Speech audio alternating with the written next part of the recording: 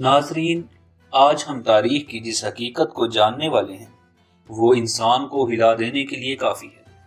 یہ داستان اس سلطان کے بارے میں ہے کہ جس کے ساتھ جہاں سونے والی عورت مردہ پائی جاتی تو وہیں سلطان کا لعاب مجرموں کو موت کے گھاٹ اتارنے کے لیے ہتھیار کے طور پر استعمال ہونے لگا۔ اسی کے ساتھ MFB چینل میں آپ کو خوش آمدید۔ ناظرین، مظفری سلطنت کے 8ویں سلطان جس نے سن 1458 سے 1511 تک گجرات پر حکومت کی، وہ اس حد تک زہر آلود جسم کا مالک تھا کہ اگر کسی کی جان لینا مقصود ہوتی تو اسے برہنہ حالت میں اپنے سامنے لاتا، پھر کچھ پھل اور جڑی بوٹیاں منہ میں ڈال کر چبانے لگتا، اور جب اس کا منہ بھر جاتا تو وہ سزا یافتہ شخص پر تھوک دیتا جو کہ مجرم کی موت پر منتج ہوتا۔ مظفری سلطنت سن 1572 میں مغلوں کی گجرات پر فتح سے قبل تقریباً 200 سال قائم رہی۔ اس سلطنت کی بنیاد 1407 میں اس زہریلے سلطان کے جد امجد سلطان مظفر خان نے رکھی تھی۔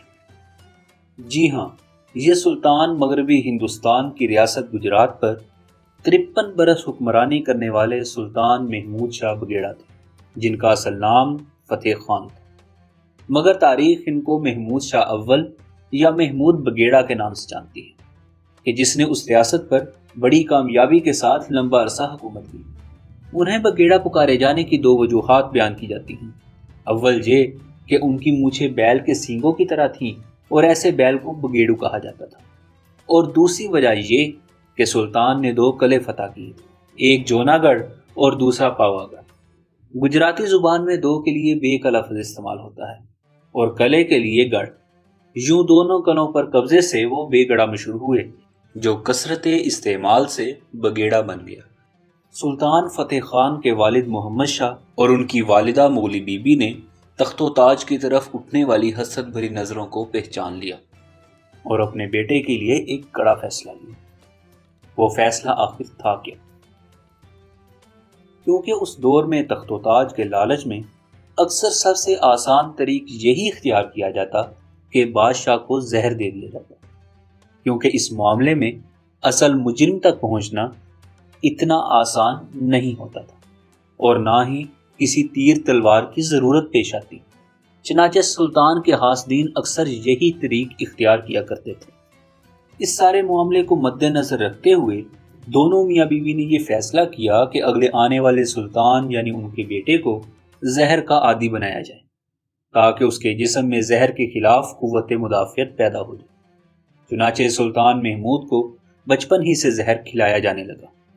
محض 13 سال کی عمر میں تخت پر بیٹھنے والا یہ سلطان فتح خان ایک اعلیٰ درجے کے دماغ کا مالک تھا، جس نے اپنی عمر کو کبھی سوالیہ نشان نہ بننے دیا، اور تخت پر براجمان ہوتے ہی اس نے اپنی سلطنت کا آغاز فتنہ پرستوں اور تخت کی ہوس رکھنے والوں کی خون ریزی سے کیا، اور اپنا ایسا رعب اور دبدبہ پیدا کیا کہ کسی کو سلطان کے سامنے سر اٹھانے کی جرت نہ رہی۔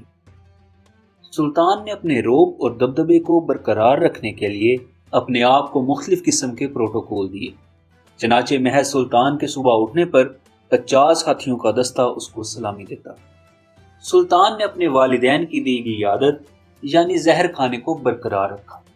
وہ ہر روز ایک خاص مقدار میں زہر کھاتا، جس کا نتیجہ یہ ہوا کہ سزائے موت کے لیے بھی سلطان نے ایک خاص طریق چنا، جو کہ لوگوں پر اپنا خوف طاری کرنے کے لیے کافی پر اثر تھا۔ چنانچہ سلطان اپنے منہ میں چند جڑی بوٹیاں ڈالتا اور ان کو چبا چبا کر باریک کرتا اور پھر اس سزا یافتہ شخص پر تھوک دیتا، اور یہ عمل اس شخص کو موت کے منہ میں لے جاتا۔ مگر سلطان کا یہ اثر اب بڑھنے لگا۔ بات یہاں تک پہنچی کہ سلطان کے لیے رکھی گئی 3-4 ہزار عورتوں میں سے سلطان جس کے ساتھ بھی سوتا وہ صبح مردہ پائی جانے لگی۔ مگر ٹھہریے، سلطان کے 3 بیٹے تھے، محمد کالا، اپا خان اور احمد خان۔ یہ سب لڑکے سلطان کی بیوی روپ متی سے تھے، مگر یہ بات تاریخ اس بات پر سوالیہ نشان کھڑا کرتی ہے کہ اگر بادشاہ کے ساتھ سونے والی عورتیں صبح مردہ پائی جاتی تو سلطان کے ہاں اولاد کیسے ہوئی؟ اس کے جواب میں بعض تاریخ دانوں نے جہاں اس بات کو مبالغہ آرائی قرار دیا تو وہیں بعض تاریخی کتب کے مطابق سلطان کے پاس ایک ایسی انگوٹھی تھی کہ جسے عورت منہ میں رکھتی تو اس پر زہر کا کوئی اثر نہیں ہوتا تھا، ان تفصیلات میں اختلاف کو ایک جانب رکھیں تو بھی محمود بگیڑا کی بہت زیادہ خوراک پر سب تاریخ دانوں کا اتفاق نظر آتا ہے۔ چنانچہ صرف ناشتے میں فتح خان 1 کپ شہد اور پگھلا ہوا مکھن اور 150 اعلیٰ معیار کے کیلے کھا جاتا۔